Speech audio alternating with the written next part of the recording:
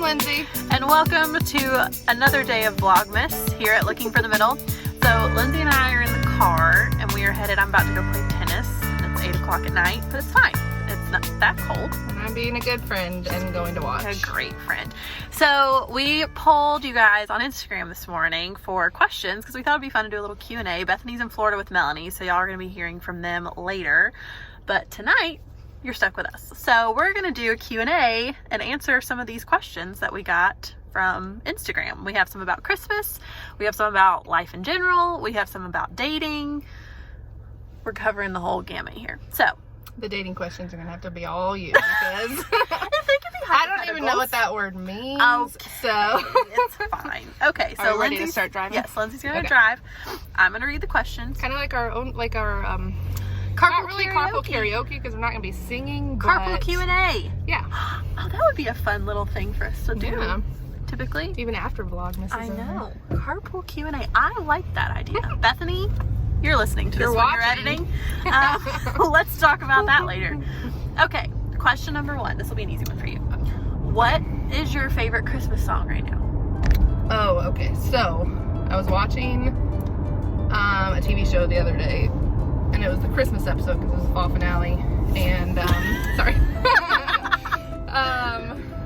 This, apparently John Legend has a new Christmas album now. I didn't know that. And there's this song that is called, I think it's called By Christmas Eve. And it's kind of not, it's not a fast song. It's not a happy, merry, cheery Christmas song, but it's about him trying to get home for Christmas. And he's like telling his wife or whoever and his kids that he's going to be home by Christmas Eve. And it's really cute. I need to go listen to that. Apparently Taylor Swift came out with a Christmas song today. I haven't listened to it yet, but she announced it on Instagram last night. But that is not my answer. I am currently obsessed with It Must Be Christmas by Chris Young. I've never heard that one. I heard it shopping on Black Friday with my mom in one of the stores. I wonder if you sang it on the that CMA Country Christmas special. That was on there. Yes, you need to go back and look at that. But yeah, it's a good one. So y'all should go look all that up. Okay, Lindsay, next question. What is your favorite Christmas tradition? Or one of your favorites. It doesn't have to be your absolute favorite. Mine would be... So apparently when me and my siblings were younger, we did not like the casseroles that were the traditional Christmas dinner, or I guess really Thanksgiving dinner too, but we would always have Christmas dinner on Christmas Day. So to make us feel better on Christmas Eve, we would in the freezing cold grill hamburgers, and so we have hamburgers and tater tots on Christmas Eve, and we've done that since I can remember. That's so fun. I feel like I've talked about some of my Christmas traditions on the podcast. One of mine is that we have milkshakes for breakfast on Christmas Day. We used to do Dunkin' Donuts, then one year we forgot, and they obviously close on Christmas Day. Well, they used to, they don't now, but shame on them because they shouldn't have to work on Christmas. But my mom makes milkshakes for breakfast Christmas morning, and that's what we have for breakfast. What kind of milkshakes do you have? Chocolate, obviously. Okay. Ooh, this is a good one. What is a safe Christmas gift to get someone you don't know super well? Starbucks gift card? That's what I thought of. I think this is where gift cards are your best friend, because then you don't have to worry about whether or not they like it. As far as like if it's a physical gift, and then you just pick somewhere super generic, like Starbucks. Or leaving like a Visa, like it shows that you care enough to want them to have a gift from you, but you don't know what to get them. Exactly. Let them get exactly what they want. Yeah. Starbucks is good. Visa's good. Chick-fil-A is always a safe one. I'm trying to think of another random. You can get them an Amazon gift card. Amazon. Those are a thing. Or if you can figure out what their favorite food is, maybe you can get one to a restaurant that's their favorite food. That's like not a creepy thing to ask someone. But okay, yeah, gift cards. Gift cards are the way to go. All right, question number 4.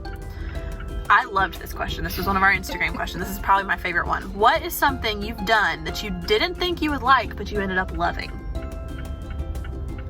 Well, I haven't sang karaoke yet.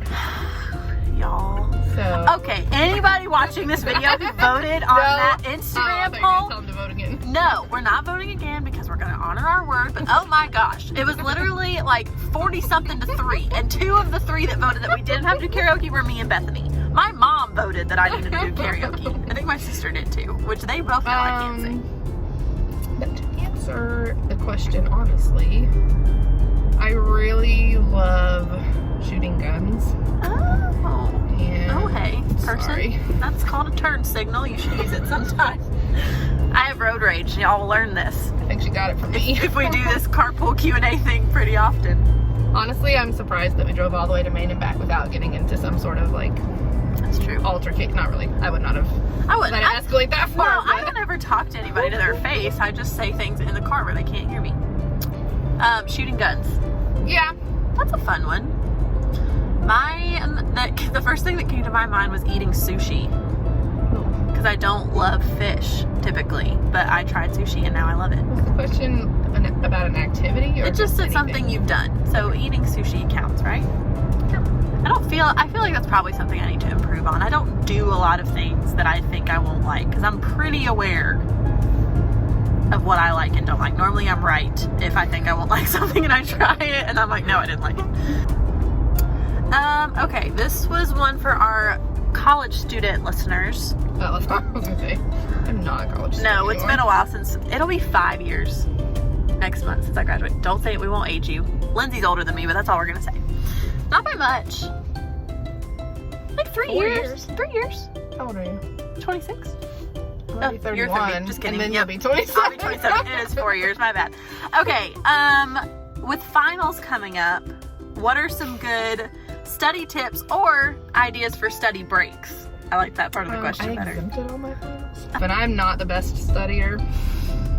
I would say to probably find a study partner Okay. in your class, in that same class, or at least an accountability partner. And then for the breaks, maybe just set time limits on them. Yeah. No, that's good. Like if you need to kind of take a break and shut off your brain for a few minutes, watch a TV show that you've watched 100 times. I don't know. Yeah. No, that makes sense. I think when I studied for finals, I would set blocks of time. So I would say, okay, I'm going to study for the next hour, 2 hours, depending on how long you can keep your attention, on the same thing. And then I would take 30 minutes and not study just to give my brain a break. So I'd go take a walk, or I would listen to some music. I'd try to find something, especially if you study on the computer, if you could not look at a screen, maybe like rest your eyes for a little bit, take a nap, I don't know, but just something where you're not having to, like Lindsay said, exert your brain in your little break. And obviously go get coffee, because I didn't start drinking coffee till I was, that dude totally just ran that red light. Messed me up getting over it. I didn't start drinking coffee till I was in college, and boy, has my life never been the same, and I'm so grateful for it. So get you some coffee and take some breaks. And I know you probably don't want to hear this, because I didn't want to hear this when I was in school, but what you're spending so much time worrying about now won't matter as much as you think it does later on. It's more about the perseverance and the discipline that you learn than you remembering calculus or whatever you're taking. So I have kind of like a side note, but it relates. At work today, one of our front office ladies was really stressed out because we were kind of short-staffed right now, and so she was having to do the job of 2 people, and I was trying to help her, and I said, whatever's happening, however stressed you are, we're still going to go home at the end of the workday. yeah, Like you're still going to get to the final. You're still going to take the final. It's not the end of the world. that's true. You can make it through it, and in 2 weeks, hopefully by then, surely no college goes up to the very end. If they do, I'm sorry, but I feel like people are like taking finals.